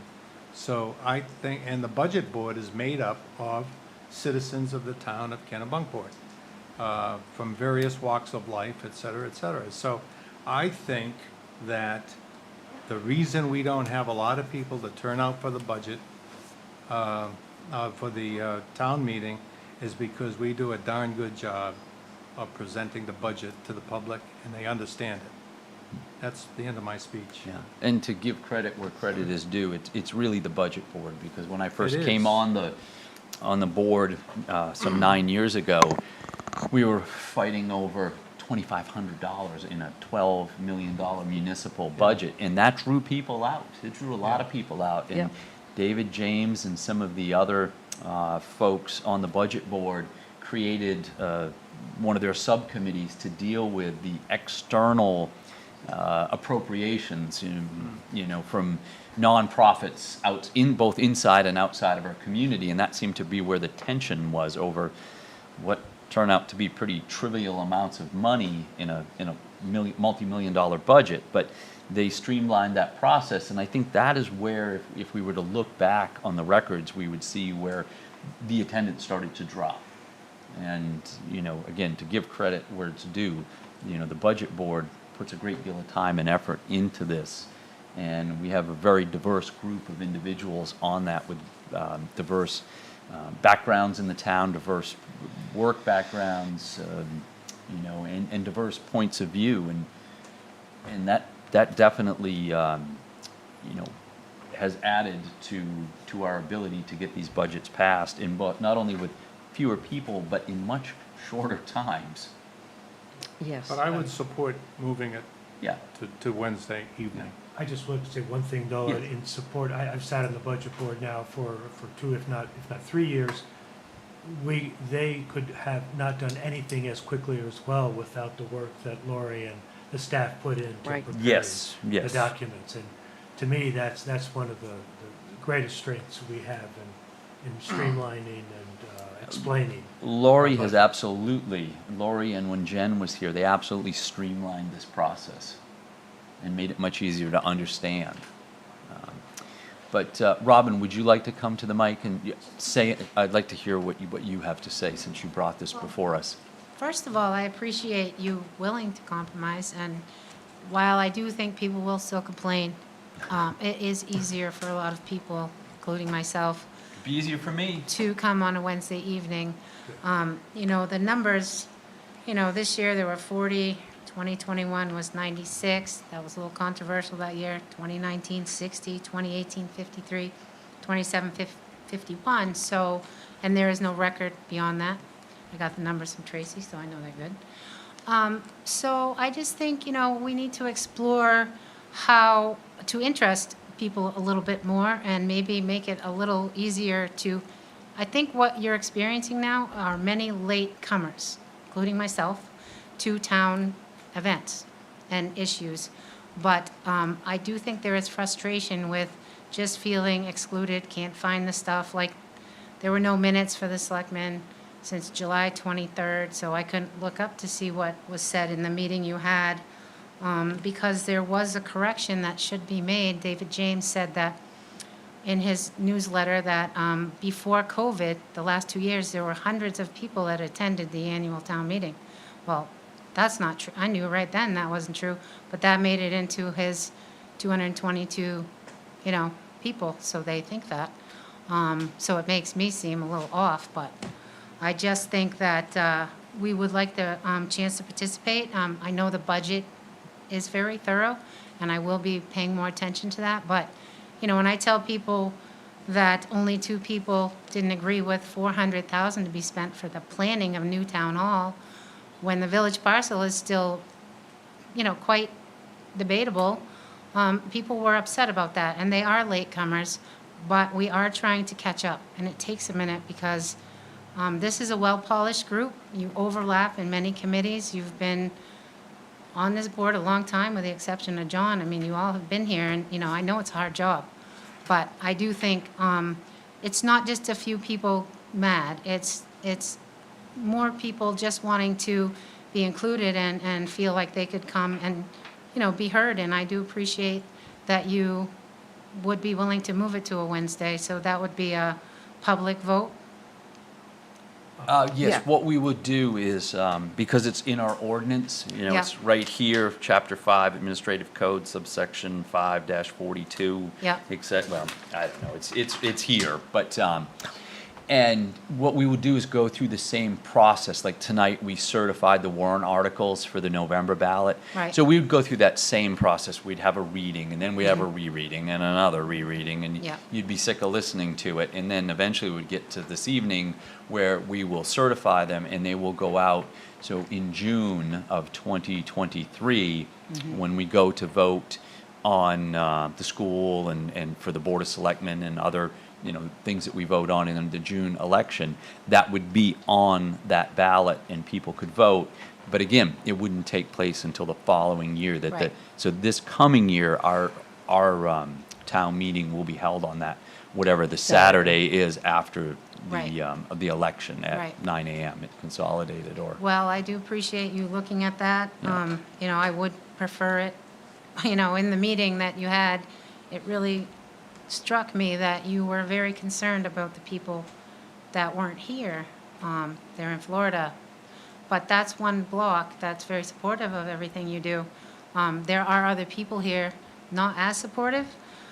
So I kind of feel like it would be nice to be equally included and concerned, you know, have some concern for us because, I don't think that we have, you know, that I think it's improper to say that it was changed to accommodate snowbirds. I didn't because- say that. That's what you said at the meeting. No, I said nothing at the meeting about that. You don't remember any of you talking about? I said nothing about that. I'm not going to speak to what the Well, other selectmen I said. may have said something because You I, weren't there. that's what, Yeah, that's what, you weren't at that. well, was I the special remember, one. I remember speaking or Uh-huh. speaking to somebody, Yeah. and that was one of the reasons why it was changed to June. Yeah. I- Because there were so few people coming in March. Right. Because you have weather, Yeah, it's still cold. yeah. Yeah, You know, Well- it's that sort of thing. So they changed it to June, Yep. so it would be a little more convenient for people. Right. And, you know, again, I think if you are if you are a resident of the town and you are concerned about something, or you know, just to be heard, you know, I encourage people to come to the town meeting, but whether it's on a Wednesday night or a Saturday morning, they have to feel the importance of it. Right. That whether it's Wednesday or Saturday isn't going to do it. Oh, I Uh, agree. I that's mean, it's kinda how pitiful. I feel. But I I will don't say think moving that it is going to do it. all of Hancock County has their meetings, they got worse weather than we do, in March, and most of them. Ellsworth has their meeting in March at the school. So, I mean, it's not, How many people do they get? I'm not sure. Okay. I'm not sure. But That's what still, we would need. Robin, I think that, you know. I was asked what towns. I went and looked. There Right. are quite a few towns that have an earlier meeting in May. But having it in June makes much more sense from a procedural standpoint. Right. And I don't, and I want to be forthright with you and anybody who's watching tonight or sees this later on or reads about it in the newspaper. There is no appetite to change it back to April or March. You know, it works procedurally to have it best in June. We are willing to make accommodations for people and have it in the evening. I personally would prefer that myself. It would work better for me. I'm self-employed like yourself. Right. So, you know, I think that's where we need to go. But it isn't because there are people who go to Florida that are coming in one meeting or locals. You know, you and I are locals. We know a lot of these people. They're stubborn. We're stubborn. You and I are stubborn. You know, you can't Really is. drag them to meetings. I've sat on this board for almost 10 years now. Right. And in that 10 years, I've probably had a dozen people tell me what a great job, not just me, has done as a selectman, but that we do and that we care about the community and taxes are good, et cetera. But I've probably had 200 people complain to me about the most ridiculous things you've ever heard of. And it's not, and I don't take that those are bad people. It's just human nature. I do the same thing. So changing it from March Yep. to August to December will not change the amount of people that come. But I do think perhaps changing it, the time of it, I agree. will. So if you're willing to work with us, I'm willing to make the commitment as the chair of this board to work, to put it forth to the voters. You know, that's their prerogative. Yeah. You know, we're just a conduit for that. So if you're willing to work with us, I'm willing to work with you. Yeah, I just would like to say that that was a pretty strong topic at that meeting that we attended in Lori's office, that, you know, people weren't here. I mean, that was brought up more than one time. And so to hear that is kind I of like, can't wow. speak to that because I was at that meeting. You were True. there, you heard it, I correct? did hear it. Okay. However, Just Sheila wanted- was on the Board of Selectmen when that was changed, correct, Sheila? No. You weren't. Okay, so none of us were here, so Right. I can't tell you why it was the way that it was. Yeah. When was that changed? Well, It's Oh. right in the, it's right It in was was- changed in 2001. Yeah, so 21 It was- years ago, yeah. it was for the financial part of it. Yeah, it states in the explanation of the vote that it was done to align the election with the state referendum, the school budget, and to change the fiscal year to a July-June and to create 2 tax So payments. it's a change of the fiscal year, really, that was so these other towns that do this have a different fiscal year, you think? I think they probably have a calendar year. That's why we used to have March. And that's something decided by the town? Yeah. All right, well, thank you, and thank you for putting it on the agenda. All right, well, thank you for bringing it to our attention. Okay, B, presentation by recycling committee regarding a proposed agreement with Apparel Impact. I think that's you, John. That is me. I'm going to put on my recycling committee, solid waste and recycling. We also have Lissa Bitterman with us tonight to be able to answer any questions that I might leave wide open, which I'm sure there'll be some. But Lissa was with Eco Maine, so Lissa was very. Oh, you got to talk into that mic. I had to talk into this mic. But now there is a PowerPoint up too. There's just 3 quick slides. But Lissa was an important component of our interface with Eco Maine when we started our recycling. She contacted me a month or so ago. She has joined a group called Apparel Impact. And is working on the marketing with that group. And this, I presented this to our recycling committee, and we are all extremely excited about it. This is a group, Apparel Impacts, about 9 years old. What they do, and probably what the best thing is, go ahead and turn the page as to what we do. They have bins that they put around the communities. They collect different types of clothing. And could you advance the slide one more time for me? What the heck? Let's just move, because I know we're getting late. These bins are placed to collect clothing. And what so impressed me and the members of the community is, unlike a Goodwill or some other place that one might bring clothing, they are also they'll accept anything that isn't even wearable. So you don't have to have, that's why I've kind of circled it in the bottom there. It does not need to be in wearable condition. It's any kind of textile. So it can be sheets, it can be blankets. You see the list there, purses, bags, scarves, sneakers, dress shoes, non-dress shoes, boots, sandals, flip-flops, down the line. And this material, the other piece that was so impressive to us is it's not just recycling, it's reuse and then recycling. So everything is sorted. There's some marvelous pictures of the sorting rooms that they do this work, but it's sorted to separate those pieces that can be either provided through their facilities or sold through distributors such as Goodwill and others. And then that material that cannot be is sent to the recycling systems.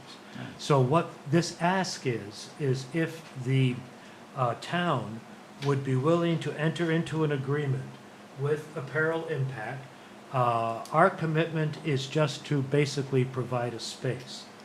What they would do is contract with us through a memorandum of understanding to weekly, at a minimum, or whatever we agree at, to come and empty those bins. They would also, and I didn't notice it here, Lissa, I was thinking we might want to add something to the rights of the town, that we can request to have the bin removed. Certainly. And that bin would be removed within X number of weeks. So that's something we could establish in the MOU. This is a sample MOU that was just drawn up with a different town.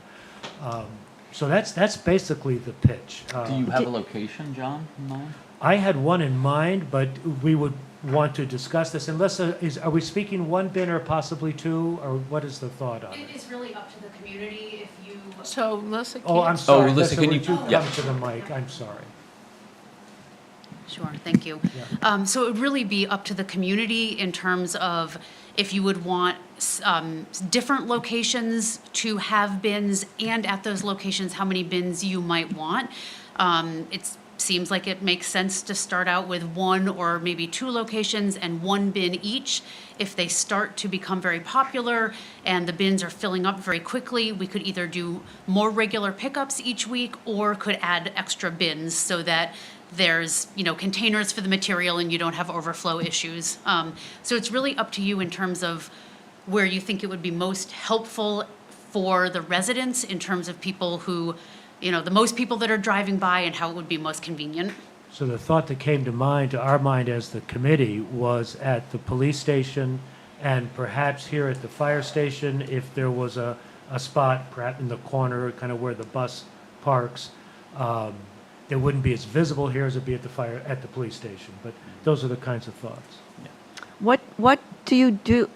I might have missed it, but what do you do with the product afterwards? Are the clothes sold? Are they given? Are they Everything. taken? Yep. Yeah. So one of the first things we do is we make the clothing available to people and students and also veteran organizations in underserved communities and really veteran organizations anywhere. Both of the owners of our company are former veterans, so there's a very heavy emphasis on continuing to support veterans in all ways. So we give a lot of clothing away. We clothe minimally 10,000 families a year for free in New Hampshire, Maine, New York, Connecticut. And then we do sell the clothing that is still in good enough condition to be worn through clothing graders. It's a really enormous industry, actually. And those clothing graders will separate all the clothing from, business to casual to sporting to whatever. And then that clothing moves through the secondhand and the vintage market in the United States.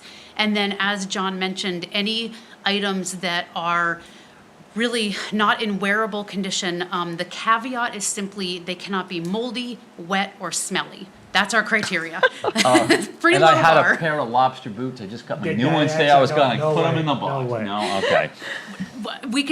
We can take them. So Just leave them outside the box. unless they're really smelly. So as long as the clothing, if it's stained, torn, if there's an arm missing, a leg missing, whatever, those are the items that are moved into the recycling industry. If And it's where does the cotton, money go? the money? If you're selling clothes, does it stay within your? Yes, Your so company? so Apparel Impact is a for-profit company. However, every school that hosts a Apparel Impact bin, we give free clothing to anyone who asks for it or anyone a nurse recognizes might need, winter jackets or boots or whatever. We also give clothing to veterans through our partnerships with the veteran organizations. We have a very big partnership with the Easter Seals. We donate over $150,000 a year through Easter Seals to veteran organizations. And then the rest of it goes towards paying staff. We have a lot of drivers. We're growing exponentially, so we're buying trucks.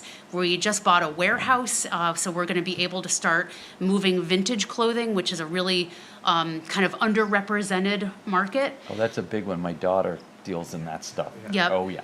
Yeah, so, we are very much focused on, being a company that serves the community, that helps people by giving away free clothing.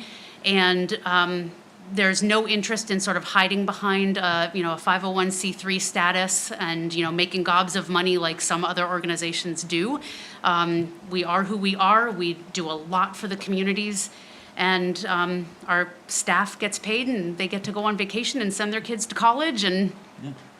Where do we find financial statements for this organization so that we can see what their income is and what their profits are and what they are distributing to charitable organizations? Sure, I can ask our CEO for that. I would sure like to see it because, to me, this is direct conflict with not Habitat, but for Goodwill, et cetera, who are not-for-profit, and this is a for-profit business. And I would like to see, before I go ahead and say, we'll do this, at least vote for it, that's up to the others, I would want to see some kind of financial statement that says, it's a public company? It's privately owned. Oh, okay, well, that's worse. So I would need to see their financial statement. So if they're really transparent, like you say, then they would be happy to provide those to the public. I can certainly ask for that information from our CEO. One thing that I would want to really add to that is that, well, I don't know really how, I kind of just lost my train of thought. It's age. The goodwill. Yes, that was it. So the volume of clothing that is discarded in our country at the moment stands around 17 million tons per year of clothing that people want to get rid of at the end of the day. And this is clothing that's wearable, clothing that isn't wearable.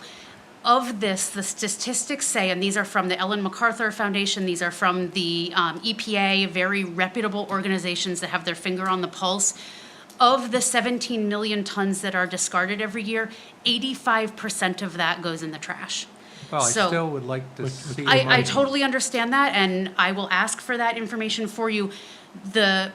What I just wanted to speak to is that, you know, there's more than enough clothing to go around for Goodwill, Salvation Army, Planet Aid, ThreadUp, online, vintage. There's so many mechanisms for people to move unwanted clothing and textiles, yet only 15% of it actually gets into the secondhand market.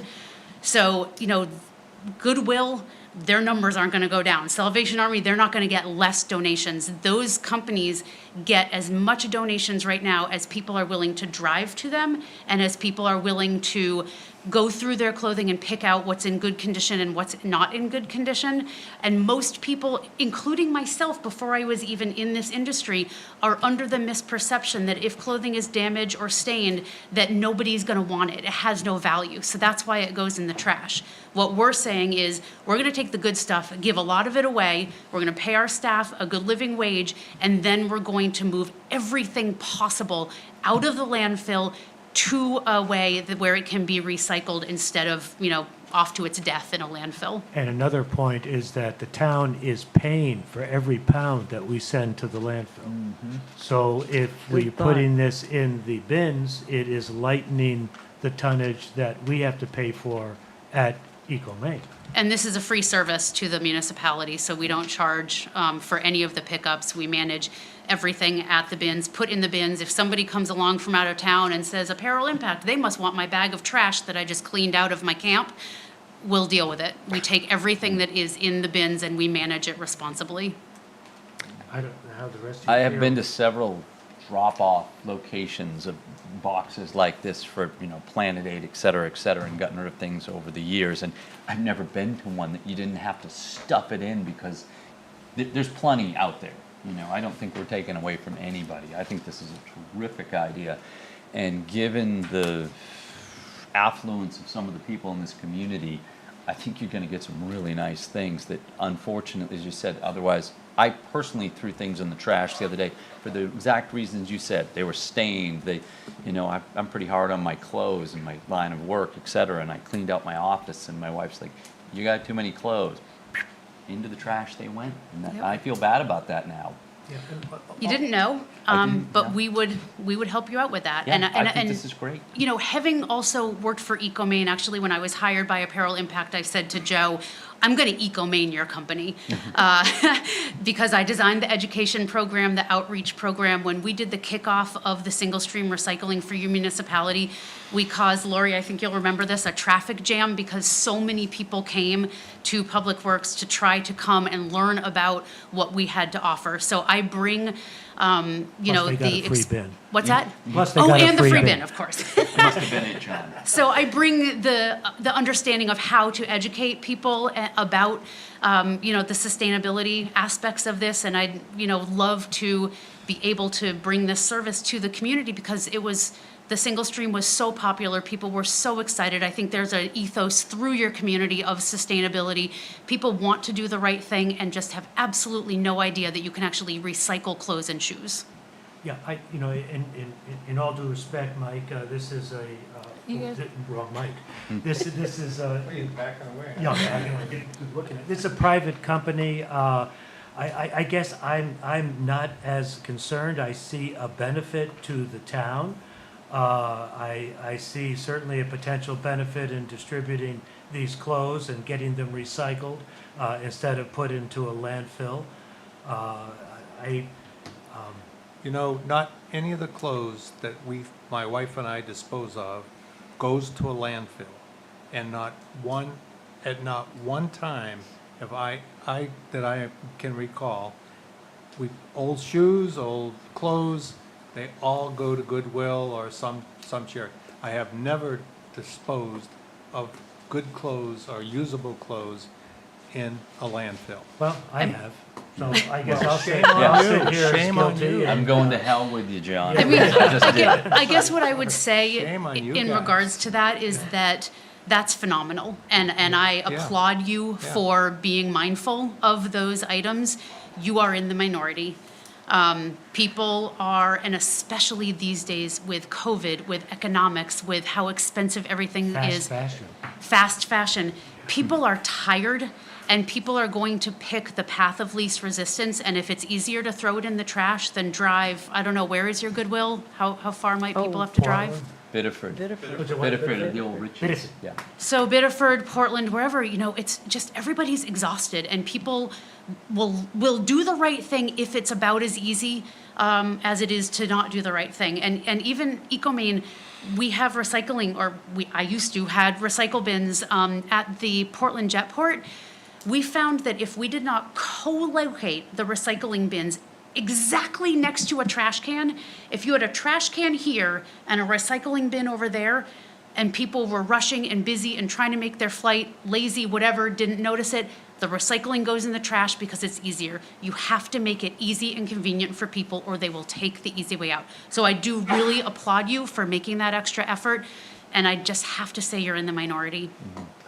So again, recycling. I like it. We'd like to move forward on this, but Mike, We can move forward on it right now. It's a yeah, vote. It's a Five people vote, all here, right. four Well, people I here. hate to have it voted down with that, but let's see if you're willing to move forward without waiting for a financial statement. I Let's not am. make it a plus or a I don't minus. think people should be punished because they figured out a way to make some money and try and do good. I mean, at the end of the day, if people made some money, I mean, how much money can you possibly make out of? Ed, these- you're on the side of Oh, your sorry. mic. How much money can you possibly make out of these boxes in the whole world? But take something out. I mean, we're destroying our planet. I work like- on the Gulf of Maine. You should see the trash that comes up on my traps I that bet. people throw overboard. So if you can take this out and you can make $1 million on it, a box, well, more power to you. I move that we take one of these boxes. Yeah, I'm good with it. All right, All right. So I have a motion. I have a second. All in favor? I abstain. And an abstention. Well, thank you very much for your presentation. You Thank certainly you. enlightened me this evening. Thank you very much. I'm delighted to be working with the community again. I guess we'll talk about locations. we'll talk about locations, and we also need to get Yes. an MOU in place. We need Yes. to get that drafted. Yep. Yep, we can But- get So that you'll drafted. contact me to do that? Yep, and we can also add that bit about, if you want the box removed, that we would remove it within, X amount of days from a phone 4D. call. Yeah. Yeah, no problem. Okay, you're the point I man was on just this, going to say, John. if it doesn't work, I don't see how it couldn't, but if it doesn't, we'd like the option to, Oh, yeah. Absolutely. We're really flexible, and the philosophy of the owners of the company is we want happy customers. So if for any reason it's not working, we'll happily just take it away and put Okay. it somewhere else. good. No problem. Thank you. Thank you so Thank much. you. Thank you. Yeah, thank you. All right, final item of other business is cast ballot from Maine Municipal Association runoff election. Lori, you're the Maine Municipal representative. So this is for the Legislative Policy Committee, and we recently had an election. There was a tie for one position, and the tie was between Gentlemen. William Ward in Kennebunk and Dwayne Moore in the manager of North Berwick. So you're being asked to vote for one of them. All right. Do we have a preference? Well, Boy, I know neither of the gentlemen, so I I know one I of know them. Bill Ward. I know Bill Ward, yeah. I don't know Dwayne Moran, but I've heard good things about him. don't know. Do we have a recommendation? Is there any, how does? No, I don't- Staff is not going to Yeah, recommend. I don't- we Gonna can't, recommend, no, huh? no. Well, since I know Bill, William Ward Jr., I would suggest we vote for him. Is that a motion? Not because I, Well, but oh, I get but it, you he's in know him. Kennebunk. Yeah, Yep, he's local. we have a motion. I'll second that motion. Mike, do you have a preference? I know none of them. All I know is that the select board and Kennebunk have a lot of problems. Yeah. Have Well, we'll what? send him to Augusta. You know, That- that, I didn't hear it him. seems like there's always a feud over there. Yes. Always a feud. It's in the paper a lot. Yeah. Maybe we got a new group of them, I don't know. There is a new group. There is a new group. And I don't know any, I'm not Yeah. criticizing anybody. I've known Bill for 'cause years. I He know owned none a of them. local video store and, So you wanna vote? And not just that, but because he's more local, I gotta assume he's gonna look after this part of the state. Yeah, I don't know him. well, the other guy's from North Berwick. It's not like he's from the That's county. true. Oh, we have So, closer what, access. is somebody recommending one of these Oh, people? Sheila I did. recommended Bill and I seconded it. I just thought we'd just have a, So do we all vote? Is that it, separately? Is it- no, If we we vote as a abstain. group. We have Okay, one, we, all right. it's a town, the town has one vote. So we have a motion for Bill Ward. We have a second. All those in favor? Abstain. Hold on a second, I'm Okay. not ready to vote. Okay. If I abstain, just because I don't know them, I don't want it not to pass, but I just don't like going on record for someone I have absolutely no idea who they are. I I'm get kind you. of torn here. Do we need three people to vote? We do, I'll flip the because coin. we have to cast a ballot. You or me? Yeah, I'll do it, okay. all right, I will too, I will. okay. I don't know him. I mean, if you guys like the other guy and you make a good point, No, I I'm have good no with it. idea. Well, congratulations to Bill Ward. He has our That's right. vote for the town of Kennebunkport for the Maine Municipal Association's Legislative Policy Committee. There's a mouthful. I haven't seen it, there's signs All around. right, What now? No sign, no candidate. that's all right. Okay, I guess other business before I go on. Mike, do you have any other business? No, I have none. John? None. Sheila? None. Lori? Do you have any other business? We wanted to talk about Chalk the Port, right, Yanina? Oh, yes. Right. Sure. So Chalk the Port is happening again this year after a 2-year hiatus, and it will be happening on September 23rd and 24th. You probably have seen some signs Do you out have and any about. signs? That's what I was gonna Yeah. ask, yeah. There are some signs. If you would like one for your property, let us know. We will happily deliver it. It is an opportunity to bring the community together as well as raise funds for our Recreation Scholarship Fund. And so that is the main fundraiser we use the proceeds for. It includes not only beautiful chalk art in showcases some of our artists in our community, as well as a chance for youth artists to present their material. There's a 5K run. There's a carnival of color, which is games for kids and families, beer tents, food trucks, all the things you love, and lots of good music. So make sure you come out, and we have lots of volunteer opportunities. Parks and Rec is looking for volunteers, whether you want to come and be a liaison with the artists, or whether you want to help serve food, or you want to run a carnival game, or help in the morning at the 5K run. Stephanie Simpson and Parks and Rec would love to hear from you. Did you hear that, David James? They would love to hear from all of the KRA members. Very good. Is that all you have, Lori?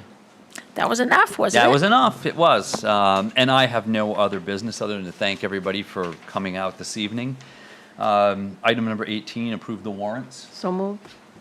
Second. All in favor? Aye. Aye, pass. Okay, final item tonight is executive session per MRSA, Chapter 1, subsection 405-6C for discussion of consideration of real estate. We will be coming out of executive session, but we will be taking no action this evening, so you do not need to stick around. We will adjourn immediately following executive session. The to end. the Leather Lounge. I guess so. Yes. No, you're on idle. Idle. No, There's you have other to. people here. I gotta go use the bathroom. I had a couple.